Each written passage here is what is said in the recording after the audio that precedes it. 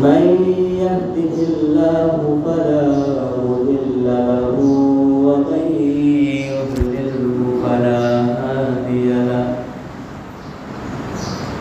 ونشهد أن لا إله إلا الله وحده لا شريك له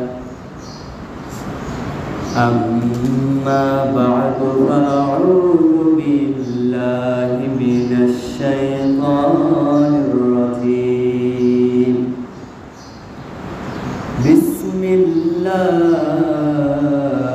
الرحمن الرحيم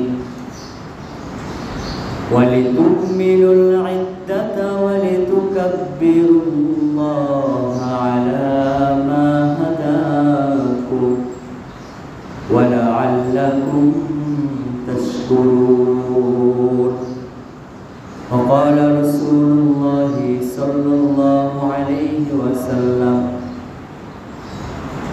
لكل قوم عيد ولنا عيدان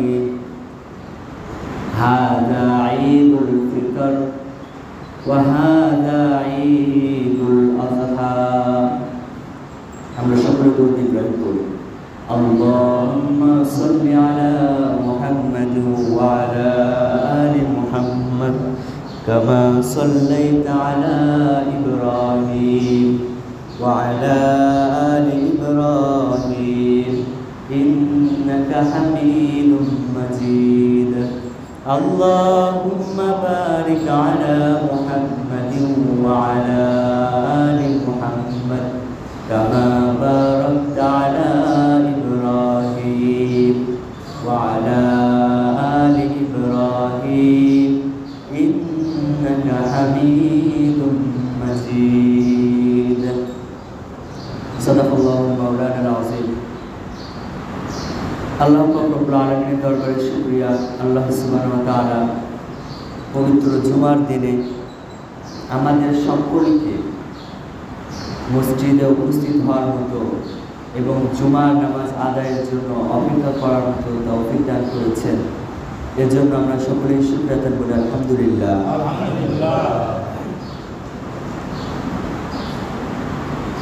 আল্লাহ পাকের দরবারে শুকরিয়া যে আল্লাহ সুবহানাহু ওয়া তাআলা আমাদেরকে রমাদান মাসের শেষ জুমায় উপস্থিত হওয়ার মতো তৌফিক দান করেছেন।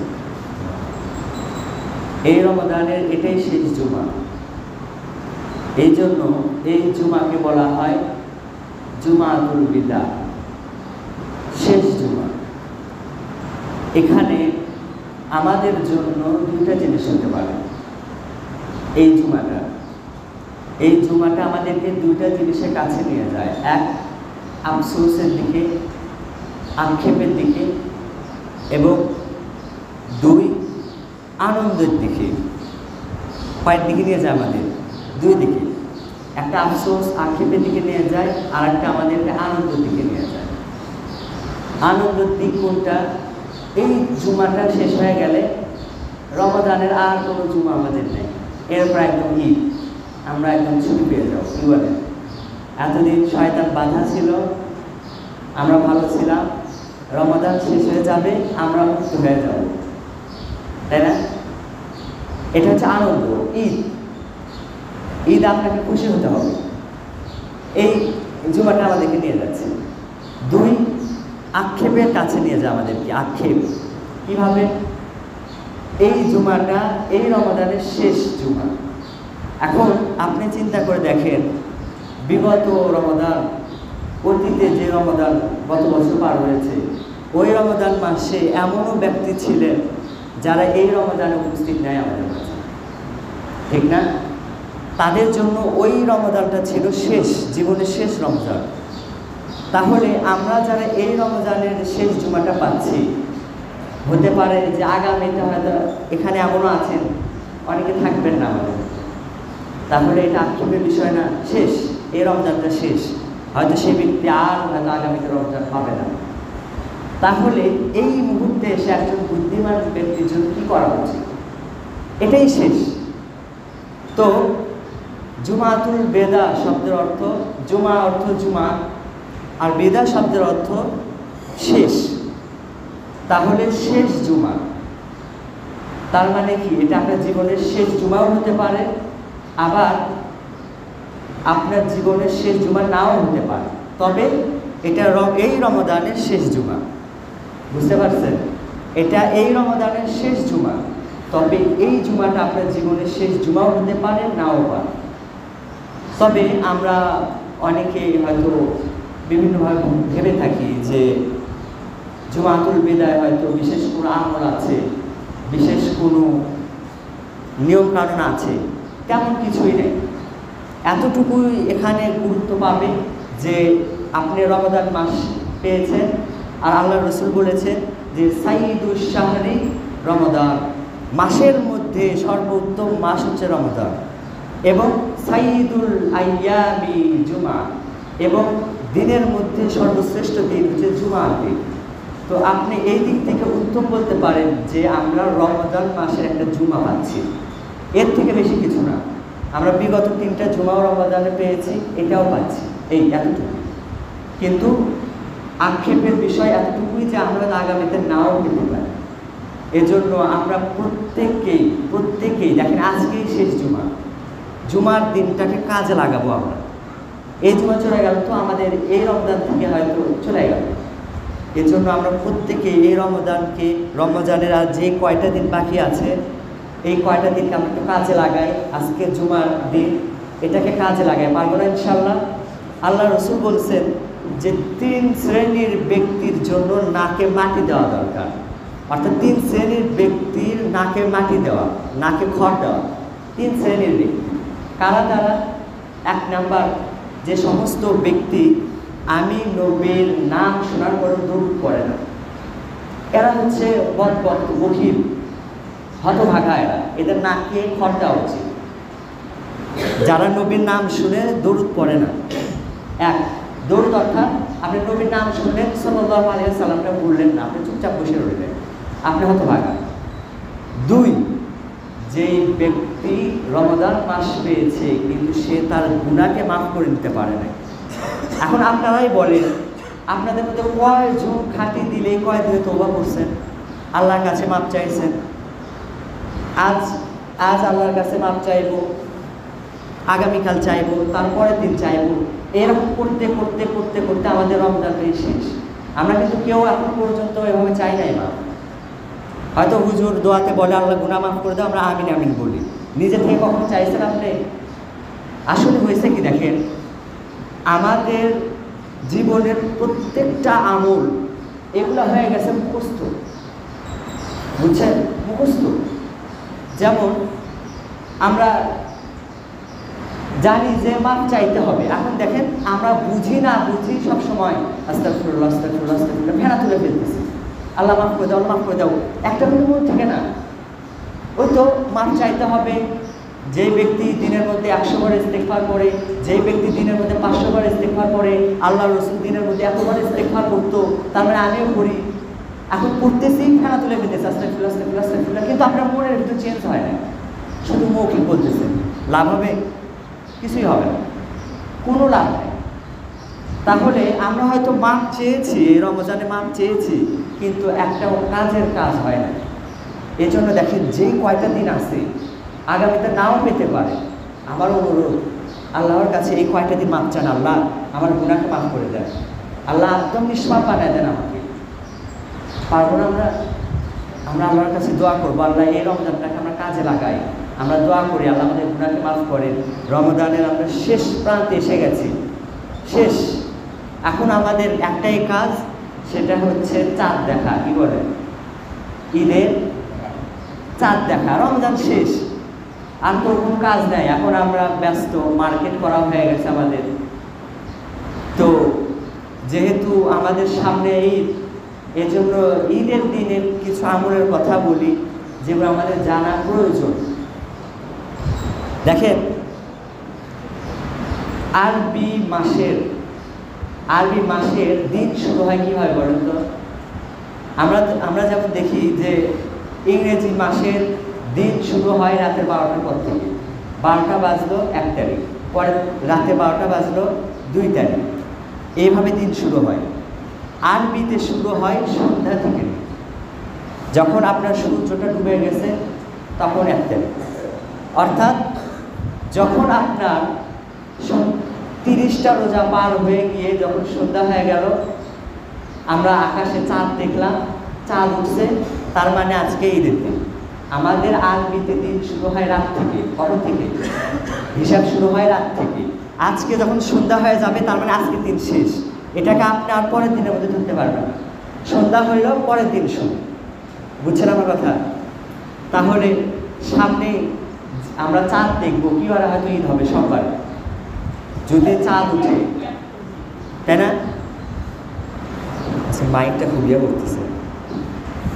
আমরা চাঁদ দেখব যখন আমরা সন্ধ্যা হয়ে যাবে, আমরা 7টা 8টার মধ্যে যখনই হোক আমরা কি করে নেব? চাঁদটা দেখে নেব। এই চাঁদ দেখা আমাদের জন্য সুন্নতে কিফায়া, ওয়াজিবুল কিফায়া, সুন্নত না, ওয়াজিবুল কিফায়া। এটা একটা এলাকার যদি একজন ব্যক্তিও না দেখে, প্রত্যেকে গুনাহগার হবে। আপনারা যেমন বলে গেছেন এতে কাজ থাকবেন, আলহামদুলিল্লাহ দেখতে পারতেছি অনেকেই ছিলেন। তো একজন ব্যক্তিও যদি চাঁদ না দেখেন তাহলে কিন্তু প্রত্যেকেই গুনাহগার হবে। এখন চাঁদ দেখার অর্থ এই না যে সন্ধ্যা লেগে গেছে আমরা এখন ফেসবুকে বসে যাব, বসে ফেসবুকে চাঁদ দেখব। কি বলেন? চাঁদ দেখা কমিটি কোথায় দেখে? এখন ফেসবুকে দেখে, খবরের হেডলাইনে দেখে, কেউ আর কষ্ট করি না আমরা। তো আমরা চাঁদ দেখব, ওয়াজিবুল কিফায়া, চাঁদ দেখে নেব। যখন আমরা চাঁদ দেখলাম যে চাঁদ উঠে গেছে, তখন বুঝবেন যে আমাদের ঈদের দিন শুরু হয়ে গেছে। এখন আমাদের কাজ কি? ঈদের দিনের কয়েকটা বিশেষ কাজ আছে।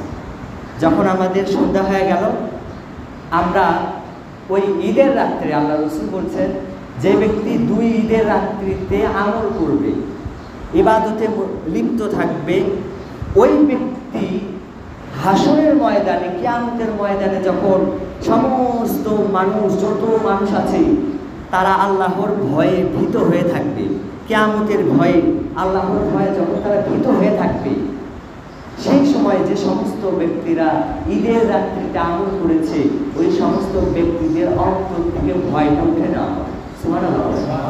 আমার কথা বুঝেন না? মনে হয় সবাই ভয় পাবে, ইয়া নাফসি করবে, কিন্তু যারা ঈদের রাত্রিতে ইবাদত করবে ওই সমস্ত ব্যক্তিরা ভয় পাবে না, তারা স্বাভাবিক থাকবে। এজন্য আমরা ওই দিন চেষ্টা করব, ঈদের দিন অর্থাৎ যেদিন চাঁদ উঠছে। আমাদের অবস্থাটা হয়েছে এরকম যে আমরা যখন ছোটবেলায় স্কুলে পড়তাম, এই স্কুলে পড়ার সময় দেখা অনেক সাথে মিলবে, যখন ঘন্টা বাজানো হতো, ছুটির ঘন্টা, মনে করেন কয়টার দিকে, 4টার দিকে যখন ঘন্টা বাজানো হলো, তখন দেখবেন বাচ্চারা চিড়াঘাটে দৌড় দেয়। কি বলেন? এত পরিমাণে দৌড় দেয় খুশিতে যে কারোর স্যান্ডেল ছিঁড়ে গেছে, কারো হয়তো ব্যাগ খুলে পড়ে গেছে, যার ব্যাগ পড়ছে তাই তো মনে করেন ব্যাগ নিতে পারবে না, ওটা পুষে চলে যাবে সবাই। অনেকের মনে করেন পড়ে গেছে, ভিড়ের মধ্যে পড়ে যায়, পুষটা খায়, মনে করেন ছিঁড়ে গেছে। কারণ কি? খুশি, খুশির ঠেলায় মনে করেন এমন দৌড় দিছে।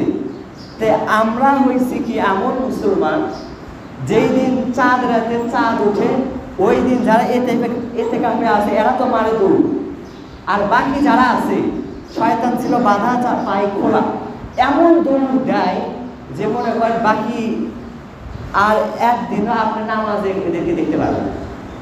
এমন দৌড় দিবে যে আপনি আর চাইলেও গান শোনা ছাড়া থাকতে পারবেন না, প্রত্যেকটা মোড়ে মোড়ে গান বাজানো শুরু করবে। পার্থক্য কি হলো? কি পার্থক্য হলো বলেন?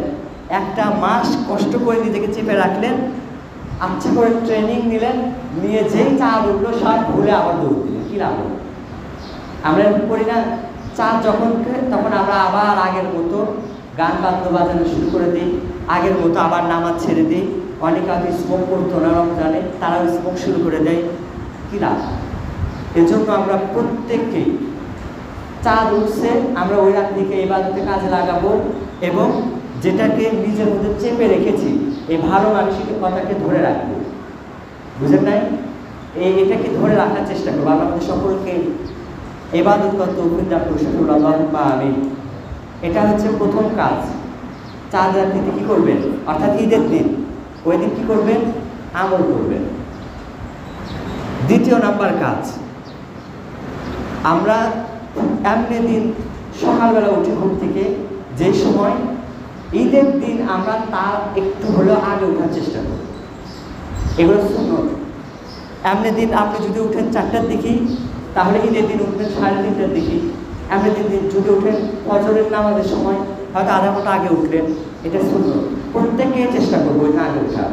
অথচ দেখা যায় যে সারা রমজান আমরা সেহরি খেয়ে ফজরের নামাজ পড়ছি, কিন্তু ঈদের দিন আমাদের ঘুম ভাঙে নামাজ পড়তে যাওয়ার আধা ঘন্টা আগ দিয়ে, ঈদের নামাজ পড়তে যাওয়ার আগ দিয়ে হয়তো মা ডাকে তুলতে পারে আছে না এমন?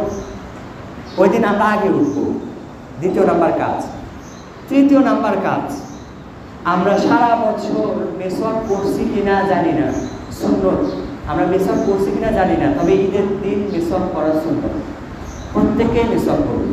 সারা বছর মেসওয়াক করা তো সুন্নতই, তবে ঈদের দিন আলাদাভাবে মেসওয়াক করাটাও সুন্নত। আমরা মেসওয়াক করব। 4 নাম্বার, এগুলো কিন্তু মিলে নেন। 4 নাম্বার, ঈদের দিনে নিজ মহল্লার মসজিদে ফজরের নামাজ পড়াটা সুন্নত। অন্য মসজিদে যায় পড়ার থেকে নিজের মসজিদে ফজরের নামাজ পড়াটা সুন্নত। তার মানে কি বাড়িতে পড়া কি হবে বলেন? ঠিক হবে? মসজিদে এসে আমরা ফজরের নামাজ আদায় করব। কয় নাম্বার গেল? 4। 5 নাম্বার, ঈদের দিনে গোসল করব। বুঝছেন? অনেকে তো গোসল করে না, যেহেতু এখন গরমের দিন, না হলেও গোসল করবে। 5 নাম্বার, গোসল করা সুন্নত, গোসল করতে হবে। 6 নাম্বার, আমরা সুগন্ধি ব্যবহার করব। সুগন্ধি ব্যবহার করা সুন্নাত, তবে এটা খেয়াল রাখবেন যে সুগন্ধিটা যেন অ্যালকোহল যুক্ত না হয়, অর্থাৎ আতর দিব, সেন্ট ব্যবহার করব না, যেহেতু বেশিরভাগ সেন্টে অ্যালকোহল পাওয়া যায়, আর এটা ব্যবহার করাটা মাকরুহ। সেন্ট দিব না, আতর ব্যবহার করব। পারবো তো ইনশাল্লাহ? আপনারা কাউন্ট করেন, আমি শুধু বলি, নাম্বার বলতে পারতেছি না। এরপরের কাজ হচ্ছে উত্তম পোশাক পরব। কি পোশাক? উত্তম পোশাক মানে বাসায়, হ্যাঁ, এটা তো আপনারা বলবেন এখন। আমি বলি, দেখেন, আমরা জানি, প্রথমে আমরা জানতাম যে ঈদের মধ্যে ভালো পোশাক পরতে হয়, এটা আমরা জানি।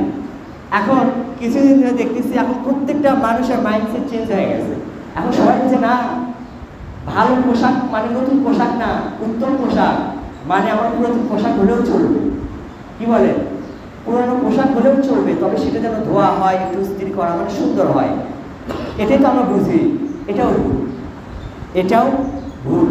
উত্তম পোশাক বলতে বোঝানো হয়, আমি বুঝাই, আমি জুব্বা পরে আছি, আর মনে করেন আমার এক ভাই শার্ট প্যান্ট পরে আছে, বলেন উত্তম পোশাক কোনটা? জুব্বা। আপনি পাঞ্জাবি পরে আছেন, একজন শার্ট প্যান্ট পরে আছে, উত্তম কোনটা? পাঞ্জাবি। বুঝছেন? এটাই হচ্ছে উত্তম পোশাক। এমনি যেটা পুরাতন আছে এটা তো পরবই, ওটা তো ডবলের উপর ডবল, বুঝেন না? ভালোর ভালো, তবে উত্তম বলতে কোনটা? আপনি একদম ঈদের দিন একদম প্যান্ট শার্ট সুন্দর করে ব্লেজার লাগাইছেন, উত্তম হইল না। আপনার ঘরে যদি ওখান থেকে ওর থেকে একটু কম মানের পাঞ্জাবি থাকে, পাঞ্জাবি পরেন, এটা হচ্ছে উত্তম। বুঝছেন তো? তাহলে আমরা ঈদের দিন উত্তম পোশাক পরব। এরপরে খাওয়ার জিনিসটা আমরা ঈদের দিনে করব কি, কিছু খেয়ে তারপর ঈদের নামাজ পড়তে যাব। বুঝছেন? খালি পেটে কেউ যাবো না, কিছু খেয়ে যাব, এটা একটা। দ্বিতীয় নাম্বার, সেই জিনিসটা যেন মিষ্টি জাতীয় হয়, মিষ্টি জাতীয় জিনিস। তার মানে কি? সিমাই না। তৃতীয় নাম্বার, মিষ্টি জাতীয় জিনিসটা যেন খেজুর হয়। কি হয়? খেজুর খেয়ে যাব, চেষ্টা করবো। খেজুর সবার বাসায় আছে, কারণ এখানে এটা বলার অপশন নাই। খেজুর যদি না পান তাহলে সিমাই খান, এটা ভুল হবে, কারণ এমনও অবস্থা আছে মানুষের বাসায় খেজুর আছে কিন্তু অনেকের বাসায় সিমাই নাই, তাই না? এর জন্য আমরা খেজুর খেয়ে যাবো। খেজুর না থাকলে এরপর আপনি সিমাই খেয়ে যেতে পারেন। এই মিষ্টি জাতীয় জিনিস, সেটা খেজুর খাবো এবং খেজুর খেয়ে যাব। এবং এখানে কথা হচ্ছে, খেজুর যেটা খাবেন, এই খেজুর যেটা খাবেন এটা বেজোর সংখ্যায় খাবেন। কি করবেন? আল্লাহ নিজেও বেজোর, আল্লাহ পছন্দ করেন বেজোর। এজন্য আমরা ঈদের দিন খেজুর খাবো বেজোর। শুধু ঈদের দিন না, আপনি যখনই যেই জিনিস খাবেন, এটা মনে রাখবেন, যেই জিনিসই খান না কেন বেজোর খাবেন। কোথাও দাওয়াত খেতে গেছেন, কোথাও কিছু খাচ্ছেন, বেজোর খাবেন, জোর করে না, মানে 2-4 জোর না, জোর অ্যাভয়েড করবেন, বেজোর খাবেন। হয়তো 1 পিস মাংস খাইছেন, 2টা খাবেন না, 3টা খাবেন, হয় 5টা খাবেন, হয় 7টা খাবেন, এইভাবে আমরা এই কাজটা করব। বেজোর জিনিসে খাবো, খেজুর খেয়ে মসজিদে যাব। এরপরের কাজ, আমরা পোশাক পরলাম, সব কিছু করলাম, এগুলো তো মনে আছে আপনাদের, আমরা এর মধ্যে সবই করি, এই কারণে এটা মনে থাকবে। এরপরের কাজ, আমরা যখন ঈদগাহে যাব, ঈদগাহে যাওয়ার পূর্বে বাসায় কোনো ঈদের নামাজের পূর্বে কোনো নফল নামাজ পড়া যাবে না, বাসায়ও পড়া যাবে না, ঈদের মাঠেও, বুঝতেছেন আমার কথা, বাসায়ও পড়বেন না, ঈদের মাঠেও পড়বেন না। এই কারণে বললাম যে আমাদের মধ্যে অনেকে আমরা আছে যারা ইশরাকের নামাজ পড়ি, ঈদের দিনে ঈদের নামাজের পূর্বে কোনো নফল নামাজ পড়া যাবে না, আমরা এই কাজটা করব। তবে হ্যাঁ, ঈদের নামাজ পড়লে তারপর আপনি চাইলে ঈদগাতেও পড়তে পারেন বা বাসায় এসে নফল নামাজ পড়তে পারেন। এরপর যখন আমরা ঈদগাতে যাব, ঈদগাহ একটু দ্রুত যাব, একদম যা তাকবীর পাবো না, মাসলাও জানবো না, সব উল্টা পাল্টা, তা না, কিন্তু আমরা ঈদগাতে যাব একটু আগে ভাগে যাব, সুন্নত। এরপরে ঈদগাহে যাওয়ার সময় আমরা তাকবীর পড়ব। কি পড়ব? তাকবীর পড়ব। তাকবীর জানা আছে না আমাদের? হ্যাঁ, একজন জোরে বলেন তো, একজন সাহস করে জোরে বলেন তো তাকবীরটা, জোরে বলেন। না না, আল্লাহু আকবার থেকে একটু জোরে বলেন, সবাই শুনুন। আল্লাহু আকবার, আল্লাহু আকবার, হ্যাঁ, লা ইলাহা ইল্লাল্লাহু, আল্লাহু আকবার, হ্যাঁ হ্যাঁ, এটা তাকবীর। তবে এখানে কিছু মিস্টেক আছে, একটা সহি শুদ্ধ হওয়ার ব্যাপার আছে। কিন্তু আমরা পড়ি কি দেখেন, আল্লাহু আকবার, আল্লাহু আকবার, লা ইলাহা ইল্লাল্লাহু, আল্লাহু আকবার, লা ইলাহা, খুব দ্রুত করে ফেললাম। আসলে তাকবীরটা হবে এভাবে, আল্লাহু আকবার, আল্লাহু আকবার, আল্লাহু আকবার, আল্লাহু আকবার করবেন না, এটাকে গুলায় ফেলেন না, জিনিসটা একটা সুন্দর হওয়ার ব্যাপার আছে। আল্লাহু আকবার, আল্লাহু আকবার, লা ইলাহা ইল্লাল্লাহু, আল্লাহু আকবার। কি বললাম? এখানে আমরা ওয়াওটাকে ধরবো, ওয়াও যোগে আল্লাহু আকবার, তারপরে ওয়াল্লাহিল হামদ না, আল্লাহু আকবার ওয়ালিল্লাহিল, বুঝতে পারছেন আমার কথা? ছোট্ট একটু মিস্টেক, এটা আমরা ঠিক করে দেবো, পারবো ইনশাআল্লাহ। কি বললাম তাহলে? আল্লাহু আকবার, আল্লাহু আকবার, লা ইলাহা ইল্লাল্লাহু, আল্লাহু আকবার, আল্লাহু আকবার ওয়ালিল্লাহিল হামদ। এই জিনিসটা একটু প্র্যাকটিস করে নিলে দেখবেন আপনি দ্রুত ঠিক হবে, ভুল হবে না। এই জিনিসটা চেষ্টা করুন। এরপরে যখন ঈদের নামাজে যাচ্ছি, এই তাকবীরগুলা ঈদ উল ফিতরে আস্তে আস্তে পড়বে, জোরে না, এমনভাবে আস্তে আস্তে নিজে কান শুনতে পারে, এবং এটা পড়বো, যেতে আসতে পড়বো। এবং যখন ঈদগাহে যাবো, হেঁটে যাওয়ার চেষ্টা করবো, এটা সুন্নাত। অনেকে যদি বলেন যে আমাদের ঈদগাহ মাঠ দূরে, তাহলে আমরা কি করব? আমাদের মাঠ দূরে হইলে কিছুটা পথ আপনি একটু হেঁটে যান, সুন্নতটাকে আদায় করেন, এরপরে আপনি গাড়িতে যাতায়াত করতে পারেন। এরপরে এক রাস্তাতে যাবো, আর এক রাস্তাতে আসবো, বুঝছেন? ঈদগাহ মাঠে একদিক দিয়ে যাওয়া, আর এক রাস্তা দিয়ে আসাটা সুন্নাত। এরপর আমরা ঈদগাহ মাঠে গেলাম, এর থেকে তো আর বেশি কিছু বলার নেই। এই আমরা ঈদগাহ মাঠে গেলাম, এটাই। আর ঈদের দিনে আরেকটা সুন্নত হচ্ছে আনন্দ প্রকাশ করা, আপনার ভিতর থেকে খুশি, উৎফুল্লতা, আনন্দকে প্রকাশ করা, নিজেকে নিজে আপসেট বানিয়ে, খুব মানে মনোক্ষুণ্ণ আপসেট হয়ে থাকা, এটা সুন্নত না। খুশি থাকতে হবে, নিজের খুশি প্রকাশ করতে হবে। আমাদের তো ট্রেন্ডিংয়ে চলতেই সে যে ঈদের দিনে কী করবো? ঘুমাবো। ওই দিন আর ঘুরতে যাওয়ার আমরা জায়গা পাই না, কি বলেন? আমরা প্রত্যেকে আগে একজন আরেকজনকে দাওয়াত দিব যে ভাই ঈদের দিন তোমার আমার বাসায় দাওয়াত, তাহলে ওর বাসায় আপনি যেতে পারতেছেন, আপনার বাসায় ও যেতে পারতেছে, একটা তো আনন্দ হইল। ঈদের দিন আনন্দ প্রকাশ করব, মনক্ষুণ্ণ হয়ে থাকবো না। তবে আমাদের এখানে একটা সমস্যা হয় যে আমরা একটা হাদিস শুনছি যে ঈদের দিনে হযরত ওমর ফারুক সিদ্দিক রাদিয়াল্লাহু তাআলা আনহু তিনি কান্না করতেছিলেন, শুনছেন না? এরকম শুনছেন যে ঈদের দিনে ওমর ফারুক রাদিয়াল্লাহু তাআলা কান্না করছিলেন। এখন এর মানে এই না যে আপনি এখন বসে কান্না করবেন, মন খারাপ, খুশি নাই, তা না। তিনি কান্না যখন করছিলেন, জিজ্ঞাসা করা হয়েছিল যে আপনি কান্না করছেন কেন? তখন তিনি বলছিলেন যে আমি রমজানে চলে গেছে, আমি তো জানি না যে আমার গুনাহ মাফ হয়েছে কিনা, তো যার গুনাহ মাফ হয় না তার আর কিসের আনন্দ, বুঝেন না? এই কারণে কান্না করছেন তিনি।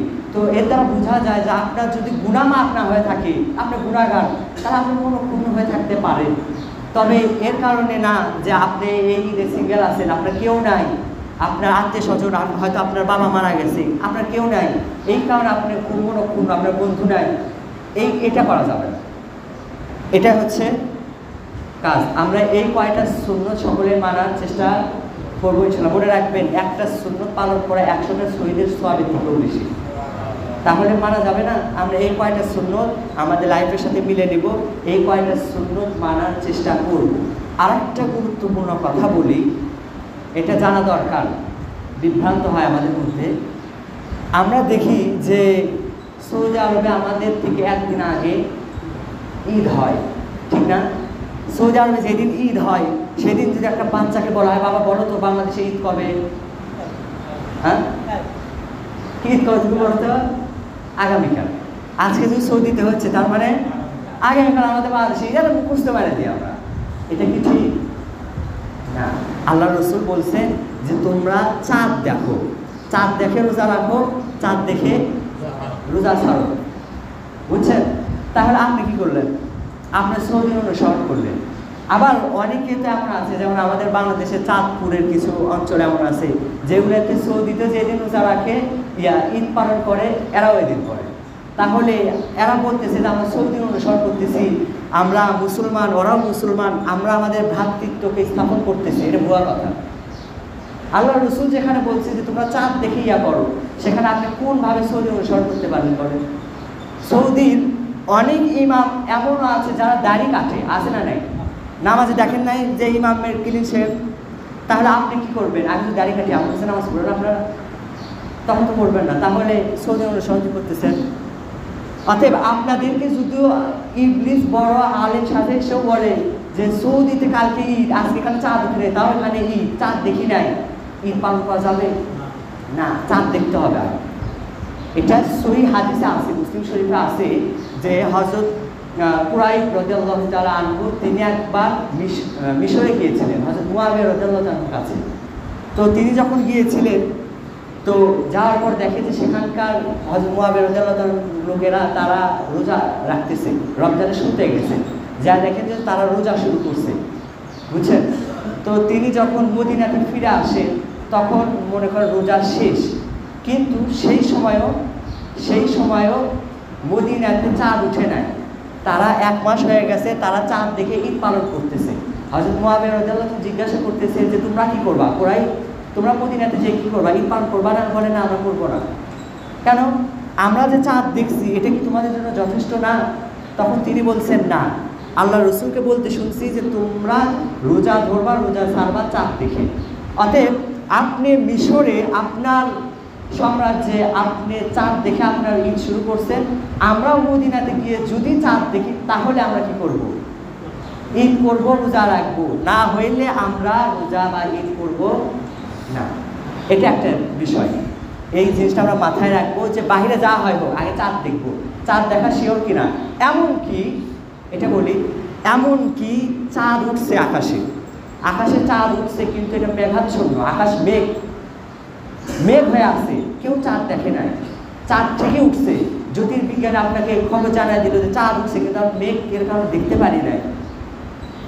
তারপরেও ঈদ করাটা ঠিক হবে না। যদিও এখনকার আমাদের প্রযুক্তি উন্নত, এরা চাঁদ দেখতে পারে যেহেতু, কিন্তু বিষয়টা চাঁদ কেউ দেখে নাই, চাঁদ উঠছে, তাহলে আপনার ঈদ করা যাবে না। আপনাকে নিজ চোখে চাঁদ আগে দেখতে হবে। কারণ কোরআন, হাদিস, ইসলাম এটা বিজ্ঞানের অনুসরণ করে, বরং ইসলামকে বিজ্ঞান স্বীকৃতি দেয়। ইসলামের বিষয়গুলো বিজ্ঞান মানে নেয়, কিন্তু বিজ্ঞান যা বলবে সেটা ইসলাম মানে নেবে না। আপনাকে ইসলাম মানতে হলে কোরআন হাদিস আছে যা তাই। এখন সেটা বিজ্ঞানের সাথে মিলতেও পারে, নাও পারে। ইসলামের কোনোদিন কোনো পরিবর্তন হবে না, তবে বিজ্ঞান প্রত্যেক বছর চাইলে পরিবর্তন হতে পারে। এই কারণে আমরা চাঁদ দেখে তারপর ঈদ করবো। এই যে কথাগুলো বললাম এগুলো সকলে বুঝছেন তো আমার কথাগুলো? আজকে একটু বিধানের কথাগুলো বললাম, তো এই জন্য একটু শুকনো হ্যাঁ কি বলেন? হ্যাঁ না, হ্যাঁ এখন যে উন্নত প্রযুক্তি, ঠিক আছে, আপনার কথা ওটাই বললাম যে এটা করা ঠিক না, যেহেতু কিছু বছর আগে এই প্রযুক্তিগুলো ছিল না, বুঝে নাই? কারণ আপনি এটা বুঝেন যে এখন মানুষ মেশিনের মাধ্যমে চাঁদ দেখতে পারে, কিন্তু তার মানে কি জ্যোতির্বিজ্ঞানী কি এই মানে 2000 সালের পরে আসছে না? জ্যোতির্বিজ্ঞানী তাও 500-600 বছর আগে আবিষ্কার হয়েছে। আমার কথা বুঝছেন? যে এই পৃথিবীর বাইরে যে নক্ষত্রগুলো আছে এটা কি 2000 সালের পরে আবিষ্কার হয়েছে না এর আগে আবিষ্কার হয়েছে? আগে আবিষ্কার হয় নাই। সেই সময় কি এই উন্নত যন্ত্রগুলো ছিল না? এটা সেই সময়ের জন্য বোঝানো হয়েছে। এখন না হয় আপডেট হয়েছে, এখন শিওর, কিন্তু ওই সময়তে এত উন্নত ছিল না। তারা এখন 2-1 জন দেখতো, দেখে বলতো, কিন্তু আপনি দেখেন না, আপনি কার কথা শুনে করবেন? আমি বুঝাতে পারলাম? এটা তো আবিষ্কার হয়েছে অনেক আগে, তখন বিভিন্ন হয়তো দূরবীক্ষণ যন্ত্র দিয়ে দেখতো, এখন ওটা শুনে আপনি করতে পারবেন তা তো না। এটা এখন বর্তমানে যেহেতু প্রত্যেকটা দেশের উন্নত প্রযুক্তি এবং এটা সংবাদ মাধ্যমেও ঢালাভাবে হচ্ছে, তাহলে করতে সমস্যা নেই। এটা আগেকার জন্য, কিন্তু এই মাত্রাটা আপনাদেরকে তাকিদ বোঝানোর জন্য আমি বললাম, গুরুত্ব বোঝানোর জন্য। এই আর আমি যে সুন্নতের কথাগুলো বললাম ঈদের দিনের, এগুলো প্রত্যেকেই মানার চেষ্টা করবো, একদিনের জন্য হলেও ইনশাআল্লাহ। আল্লাহ আমাদের সকলকে তৌফিক দান করুন। শুকর আল্লাহুম্মা আমিন ওয়া আখির দাওয়ানা আলহামদুলিল্লাহি রাব্বিল আলামিন। যারা সুন্নত পড়ে না কবর দুটো চার সুন্নত নামাজ পড়ুন।